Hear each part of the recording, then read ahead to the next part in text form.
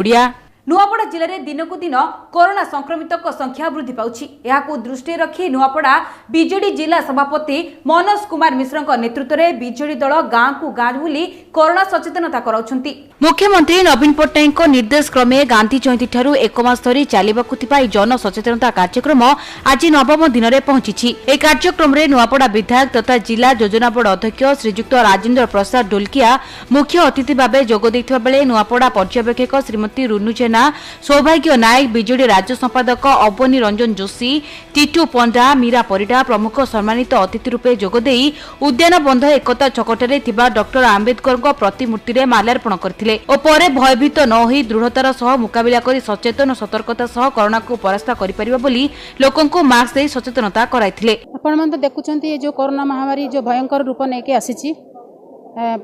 आज की 7 मास हो गला जो कोरोना महामारी को किंतु लोक माने बहुत सचेतन होइछंती। किछि लोक अछंती ए जो डिस्टेंस को मेंटेन करि पारनांती मानु नांती सेतिपाई कि आमे गाँ गाँ बुली घर घर बुली जो पंचायत रे जाउछु को प्रत्येक जिला को जाउछु सेठी लोक मानु को एही भाबले भाबर बुझौछु जे आपण मास्क व्यवहार करंतु, समन्वयता दूरता रक्षा करंतु, आ ग्लोव्स लगांतु, लोक मानु को जो गरम पानी रे लेंबू चुपुड़ी पियंतु, एही भलिया लोक मानु को बुझिया को पड़ुछ। आज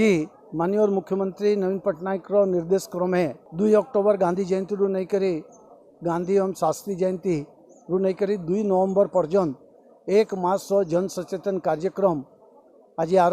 शुभारंभ होता। आज आम कुरेश्वर पंचायत कुरेश्वर गाँव रे लोकं को सचेतन करवा,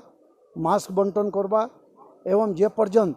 यार टीका बाहर नहीं, वैक्सीन बाहर नहीं ते पर्यंत निजको निजर स्वास्थ्य को जगिबा को पड़िबो ए कोरोना भाइरस रो। नुआपड़ारू नटआडबंक रिपोर्ट DTV ओडिया। चिलिका निर्वाचन मंडली